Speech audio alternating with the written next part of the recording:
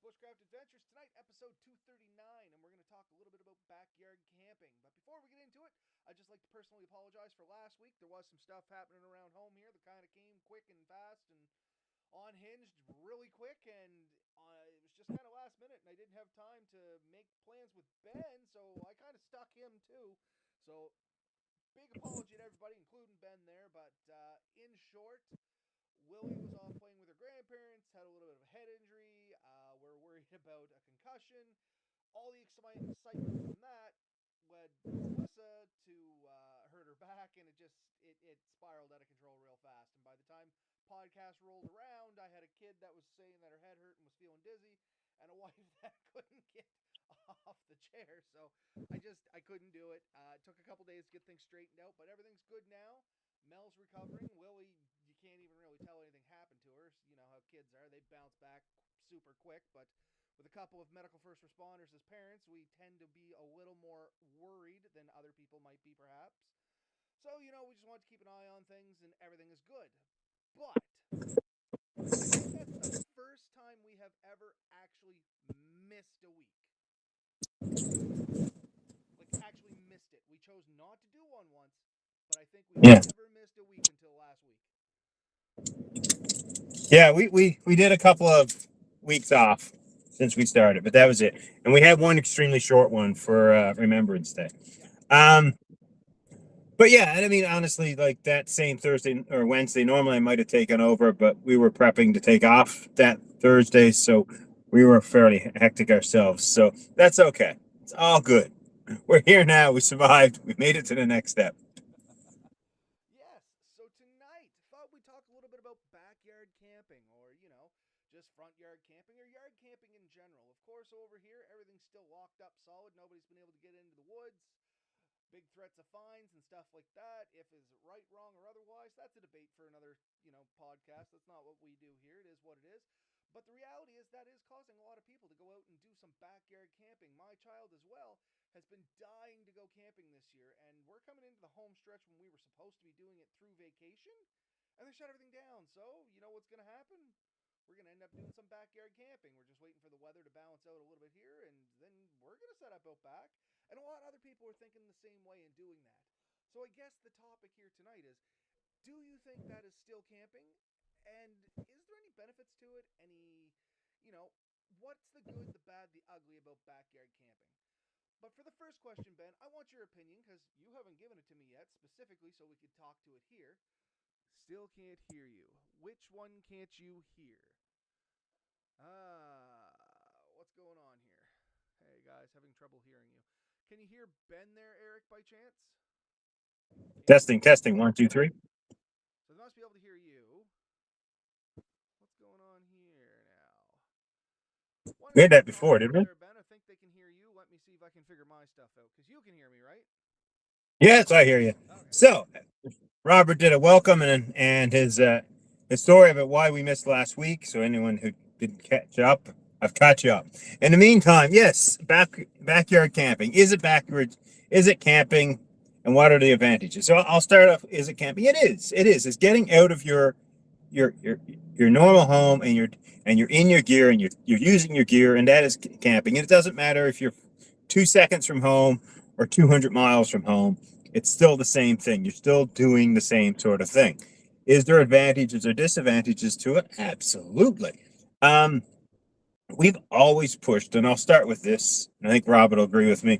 We've always pushed testing your gear, and this is the excellent opportunity. You have the time, you have the equipment. This is the time to get out and try your equipment, test things out. The last time I went camping, last time I went camping was last night, but the time before that, we left. We actually look at the forecast, and we said, we have a finite amount of room. There's certain things we wanted to do. And we decided to not take certain sleeping systems. We teared it down because it was supposed to be warmer, and we still got cold. That's the perfect time to figure out what's the limit of your gear. Are you figuring out there, Robert? Or? I think so. Can anybody hear me there now? It looks like, I don't know why, my mic got turned down like it did before in the past, just randomly because, It likes to toy with my mind and my emotions, I think is what it is. What about now, Eric? Can you hear me? Steve, Andrew, any of you folks out there hearing me? Okay, we're good. We're back up and running. So, Awesome. perfect. As So, normal, I screwed up. Don't blame Ben. This is all my fault.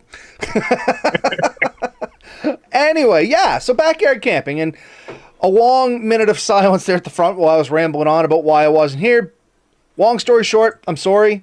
I'll leave it at that. I'm sorry. It was a long explanation. I'm not going through it again because it might set my kid off again. But, yeah. Backyard life, camping's buddy, great. it's life. What's that? I said it's life. It's life. It is life. And the reason I say I don't want to set her off again is because every time she hears me tell the story, you get the, oh, my head, you know what I mean? And it's perfectly fine now. So we're not going to go down that road. Excuse me. But backyard camping. Yeah, I think it is camping in its essence. You know what I mean? And I think it's a great way for people to get introduced to camping. And there's some key concepts that you can take away from backyard camping before you ever set foot in the woods to see if you're one of those people that are even going to enjoy it. And the first obstacle to overcome, which I think Ben would agree with me here, is can you handle sleeping on the ground? You know what I mean? Or what do you need to be able to sleep on the ground comfortably is a better way to look at it. Because anybody can sleep on the ground. It's just how much do you need to put between you and the ground before you'll accept it? Yeah. I mean, exactly it. Like, that's the time to dial in your gear. What sleep system do you want? Do you need a sleeping bag? Can you get away with a quilt? Does a blanket work? What's bulky? What can you pack? How are you planning on traveling? Even just practicing putting it into your vehicle to see, okay, this is what I'm going to take. Now, is this going to work when I can go? And then setting it all up in your yard. How long does it take to set it up? How comfortable can I get? Do I need to get up in the middle of the night? Do I have a plan? When you're home, you know the bathroom's there, so you can prep for that. There's niceties for that. It's a lot trickier in the woods sometimes. I mean, we've just spent the better part of a week out now. We did some hotel nights. Now we're in a campground. There's a lot to this. The other advantage is even in time, like there are, and I want to be careful how I say this. There are things you can do in your yard that you might not be able to do in the woods. For example, backyard fires. You definitely can't have a full fire, but you can get electric fireplaces, propane fireplaces, and depending on the area, they're still legal in even a fire ban. Do check your local rules and regulations. Sometimes that's not allowed. Anything with open flame, maybe, but some of them are more controlled, right? Look in your area. You may still be able to do that. It still shows you what you can do. Test your cook systems. I've made some amazing meals, but it's really nice to know that if it goes completely wrong, I don't have to drive 45 minutes out to get an alternate meal. You know what I mean? Oh, absolutely. Another good thing to think of, just as we're rattling stuff off, it's a good time to camp in your backyard, especially if it's going to rain, because you get to see what the extent of your gear can handle. Maybe you find a hole that you didn't know was in the rainfly, and it's better to be at home and be like, oh, shucks, that sucks. Come back inside, get dry, get warm, go to bed, figure it out in the morning, then perhaps be in the middle of the woods with water coming in going, this is going to be a long night. Yeah. And then crawling into your car in the middle of the night and trying to... No one's ever done that, right? No, wouldn't know anything about that. Fell face first in the car and just died. We've told that story before. Those who know. But yeah, another good thing that Ben kind of started on here, but a couple things that people forget if they haven't had their gear out in the woods lately is putting it away. Like getting it out of being unpacked. Packing it at home is all good and dandy, but realistically, can you get your sleeping bag back in its stuff sack? And do you know how to do it? Can you get your tent back in its package? And do you know how to do it? How long does it take your tent to air out? Even at night, as the temperature drops and the dew point comes up, you're going to get a little moisture and stuff in there. Can you leave it up for an extra hour and it's perfectly good? Or do you need to plan to completely unpack that when you get home and let that air back out? I know my little 3-man tent, it can dry in an hour, you know what I mean, with a little breeze. But my big 8-man tent, it takes a little bit more time. So a lot of times I will allow a day or two to try and take that home and unpack it. And that's nice to know going in. You know what I mean? Because it is pretty common, unfortunately, for people, oh, it'll just, it's only on the bottom, it'll dry, but that humidity ends up going through the rest of the tent, and you end up getting a little fabric rot and stuff like that. So it's all things you can kind of prepare for before you ever set foot in the woods. I'm just running some comments here. Most of them were saying that they couldn't hear me, which I appreciate, folks. Thank you very much. Let's see. I like to test for critical failures in the yard, looking out for anything that will completely fail and maybe send you home or ruin your night. And that's what we were just saying. Like the common one that everybody thinks about is like their tent leaking, but there's a lot of stuff that can send you home. A broken tent pole, you know what I mean? If you don't know how to fix it or make something in the woods. Running out of, canister fluid for your cook stove, if that's what you happen to be doing. There is so many things, like your sleeping bag hasn't been unpacked in a few months. You had it in the garage, didn't realize the mice kind of made a nest inside it and eating out the bottom off it. That's always nice to find in the woods too. It's only ever happened to me once, but it can happen. What's some other stuff there? Always test no gear in the backyard. New gear. Okay, there we go. Sorry, man. You had me confused there for a second, Andrew. Always test new gear in the backyard. We're big advocates of that, too. But believe it or not, there's still a lot of people that don't. First time they see it is in the woods. I've gone camping with a good number of people when they're taking their tent out or their sleeping bag or whatever, and it's like the packing materials are coming off. And, oh, yeah, this is great. And I'm like, have you not taken that out at home to make sure that it functions? Like even an air mattress. I've bought them brand new. First use had a hole. Yeah. So, or just completely the wrong setup, blow it up. You know what I mean? Like, there's different valve systems, and some of them aren't compatible with what you come in with. You show up with that, like, the flex tail like I have, and you got, like, a 6-inch thick queen-size mattress, maybe a double. I've camped with a double when I first started with my wife, trying to get comfortable. I mean, that thing took all the air. That's huge. But in the end, I started carrying a shop vac to blow it up. No, when we go camping, like ground camping, we take a big queen size double height air mattress because both Mel and I have back issues. That's why I actually chose to start doing hammock camping. I found it's much easier on my back. But yeah, and when we take that, it's basically got to be glamping. You know what I mean? I have to be close enough to the truck. I can hook into my outlet to run the pump because there's not a chance this side of heck that I'm going to be able to blow that up by long. Like, it ain't going to happen. That thing has enough air in it that it could supply, like, a fire department for a fire. Yeah. Testing that gear. What's comfortable, what's not. Here's another thing. And this is a big thing. People don't get it. Oh, I bought a tent. It says a 5-man tent. That'll be big enough. You get out there and realize 5-man tent doesn't have room for what you want to take in it. 5-man tent's comfortable for about 3 people. 5-man tent is like jammed in head to toe. You're basically touching sides. You put a queen size air mattress in that 5-man tent, and you pull in a couple of backpacks and your shoes, and you're pretty close to full. Yeah, absolutely. Eric threw a comment out here. Backyard is the best place to get kids involved. Mine are all grown now, but did a lot of dirt time with my boys, which is exactly right. Backyard camping, great way for kids to get introduced to it because it takes a lot of the spookiness away of being in the woods. Like, there's a lot going on for kids starting out on it. Not only do they have to do with the isolation of being in the woods and all the bumps and things that go in the night with that, it's just being in a tent outside away from their normal. You know what I mean? And if you can kind of walk them into that, the rest doesn't seem as intimidating. Trust me, it's the being away from normal is going to be a far bigger obstacle than what goes bump in the night because, frankly, most kids will be okay with their parents there. They'll be like, okay, mom and dad, they know what's going on. They tell me it's fine. All is great.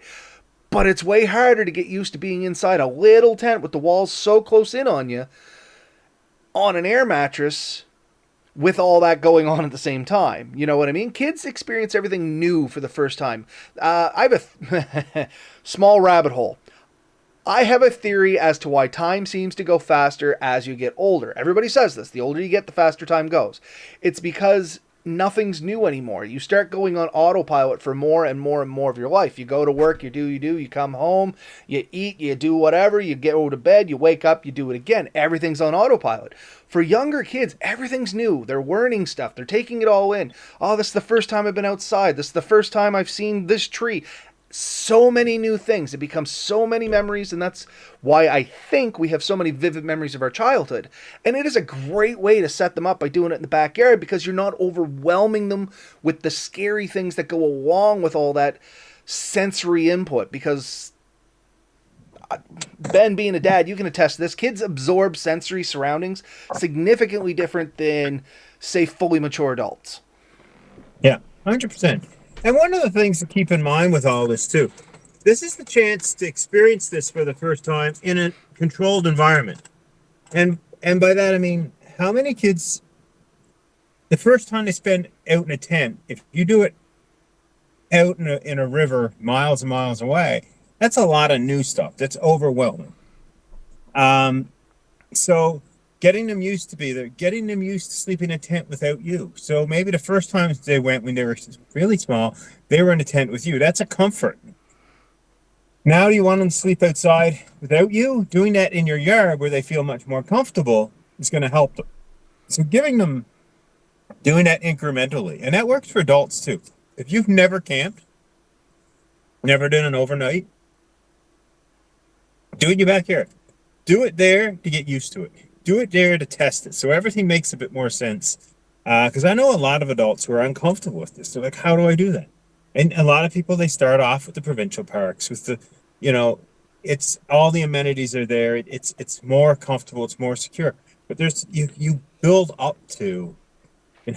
Nobody did their very first campground or camping trip by canoeing, 60 miles back and setting up their first tent and sleeping out there. That would be an absolute nightmare with nobody around. You know what I mean? Well, there'd just be so many challenges. It'd be overwhelming for somebody that wasn't used to doing stuff like that. And kids are no different. Adults are no different. Yeah. I mean, even little things that you can do with kids in the backyard, or even adults, it's Ben said before. How often do you get up through the run of the night? Maybe it's not the best idea to smash back 2 liters of water and eat a whole bunch of Taco Bell leftovers before you go to sleep. Know what I mean? Maybe we learn, okay, you know what? 7:30, we take our water back to sips. If you have a problem with getting out of bed at night, you know what I mean?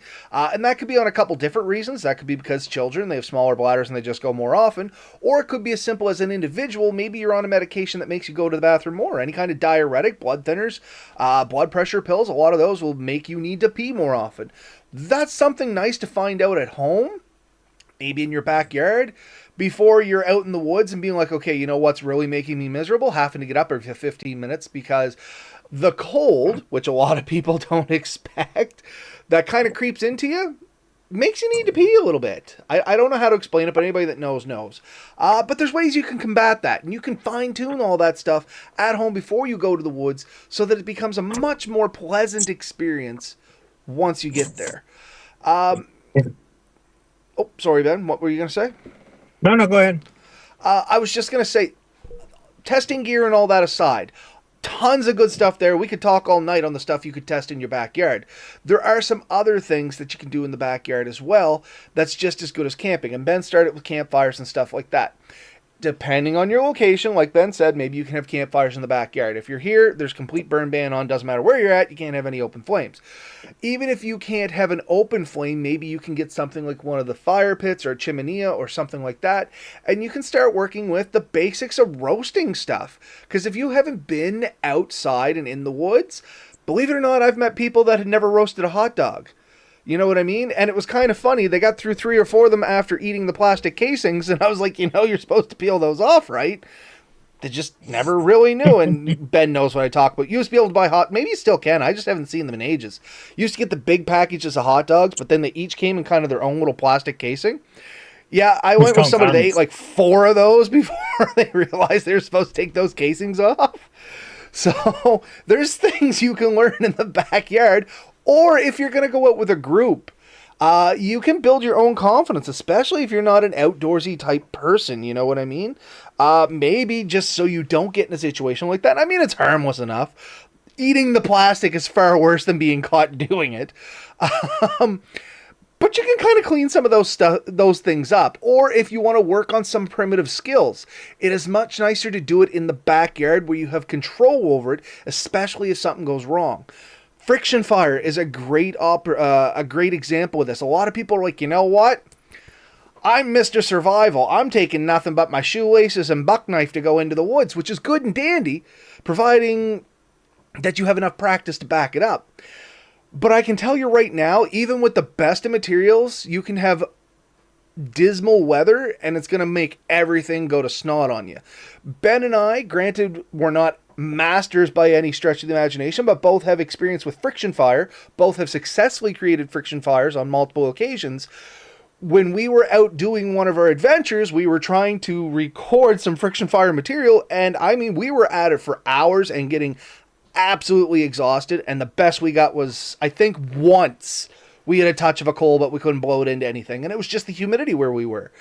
It was just the humidity would not allow it to work properly, and I mean, knowing more now than then, we probably could have modified some stuff and changed our work area and might have got it to work. But even at the Bushcraft gathering, where I was doing the friction fire demos, I provided the materials that I made a fire with. They moved a location over, and just that change in humidity from like, what was it, Ben? Like 30 feet, 40 feet tops? From where I made the fire out in the bright sunny grass to where they went to the shade to cool off, but raised the humidity high enough that it just wouldn't work. Somebody eventually did get the fire going, but I think there was 4 teams, 3 teams gave up, then they all came back and helped the first guy that refused to give up. They took turns. It was quite the process to get it going. They did. But man, it was hard. So could you imagine being in the woods and that being your only method of getting fire going? Succumbing to exhaustion and then having to spend the night in the dark, cold, and probably damp. Because now you're going to be full of sweat, temperature's going to drop, humidity's going to come up, and you're not going to be able to evaporate that water off. That makes for a very miserable night. Yeah. The other thing you can do in your backyard, this is a really fun one. If I say fun, it depends on your opinion, though. Tracking skills. Take a sandbox. Step in the sandbox, come back in 10 minutes, look at your step. Come back in 20 minutes, look at your step. Come back in an hour, look at your step. Keep looking at it in progressions. Like look at it each hour, every hour on the hour. Check it in the morning. You'll see how it degrades over time. You'll see how different weather affects it. If you're getting light rain, walk in and see how the rain affects it, how long it takes to fill up, how it drains. Try fast walks versus slow walks. See how your step changes. Figure out your pace. Years ago I did a tracking course, and we were learning to track humans for search and rescue. And it was really interesting how you can tell approximately how fast somebody is running, how long they stay still, how they turn to look at things. Trying each of these things, it's a skill you can do. Do the same thing with your dog. Walk your dog through, see how he works. Run them through the same thing. So what you're looking for is a track, we call it. Something that's going to form a good track and then see what it's like. Sandbox is a really good one. A muddy spot's a good one. On the lawn is a good one. Like, how does it affect the grass? Go across in the morning and see how the dew moves. These are all skills you can develop in your backyard, in a ditch right across from your house. So while you're camping and you're learning, what can I do to kill the time? Tracking is a really cool skill. Take a piece of paper. We did one with pie plate. We cut a single square inch out of the center of a pie plate and toss it as far as you can in the woods. Then you go over and you sit there and look at that 1 square inch, nothing else. And you measure everything out. You try to draw it on a piece of paper and realize how much detail is found in a single square inch of the woods. That's an interesting one. Learn a lot. So there's a ton of skills you can develop completely in the backyard. No. See my family. Yeah. Sorry, I didn't mean to cut you off. I was just going to say that's exactly the point. Finish your thought and then I'll jump in. You done? Not yet. Yeah, we'll just be finishing up here, I think. We're coming up on 24 minutes anyway. It's as good a place to wrap up as any. The main point of tonight was the question was posed, is backyard camping? And I think it is. Or at the very minimum, it is the gateway drug to camping, and it is a good way to practice before going out. You can learn what you can take, what you can't take, what the extent of your skills are, what you're comfortable with, what your gear is capable of, what your family, if you're taking them, or people around you are capable of if you're taking them. Maybe areas of improvement, areas where you need to cut back. There is so much you can learn by just hanging out in the backyard. You don't have to do deep woods camping. You can go to the backyard, have just as good a time, learn all of your same skills, and then you can take that and dive as deep into the woods as you want, and you'll be ready for it, or at least you will be better prepared for it, to the point where hopefully you have a much more pleasant experience and a lot more enjoyment out of your time in the woods. Because if you don't like being there, you're not going to want to go back. And if you don't want to go back, bushcrafting kind of becomes pointless to you. Yeah. Yeah, no, it is definitely the perfect place to start. It's the perfect place to hone your skills, and it's the perfect place to test out new gear and how things work.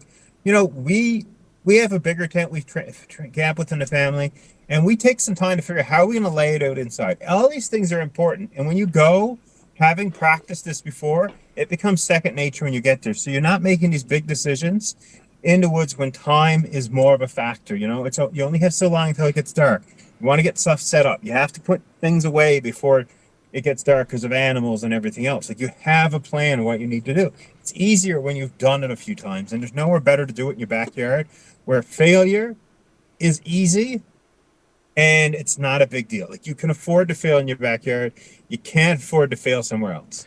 Failure is an option when you're camping in Yeah. the backyard. It's an easy option to overcome, or obstacle to overcome, and it's a very Yeah. acceptable option when you're there because you have other options easily and readily available to you. 100%. All right, I think that's as good a place as any. I assume the girls are done with the shopping trip and they want to get back in the car anyway. Yeah. Ben's on the road there, joining us like the trooper he is, but like I said, good enough to end there tonight. Any final words, Ben? No, that's it. Get out there, have fun, do it in your backyard. Let us know how it works out. And also, your neighbors are pretty good. You know what I mean? Like, yeah. So, Yeah, I mean, I guess last thought is, if it's in your backyard, as long as you're not rowdy, neighbors shouldn't bother you. Try not to be rowdy, try not to bother them. But yeah, get out there, have fun, get messy, play in your backyard. What's your favorite activity to do while practicing in the backyard? Is it something we mentioned, something we didn't mention? We'd love to hear that stuff from you. We always get a kick out of seeing the emails, the comments, and we always try to check them out. Sometimes does take us a little time, and I apologize for that because sometimes we lose them. Not lose them like delete the emails. We're not even 100% sure on every podcasting service that we're available now. Every now and then, like once a week, I will do a search for us and find places we have comments I didn't even know about. So if you're out there, you're listening, and wondering why we didn't get to you, maybe you're just on a platform we haven't found yet. Otherwise, thanks, folks. We'll talk to you next week, same time, hopefully with another interesting topic. Night all. night all. Or afternoon, where Ben is, Mr. Sunshine.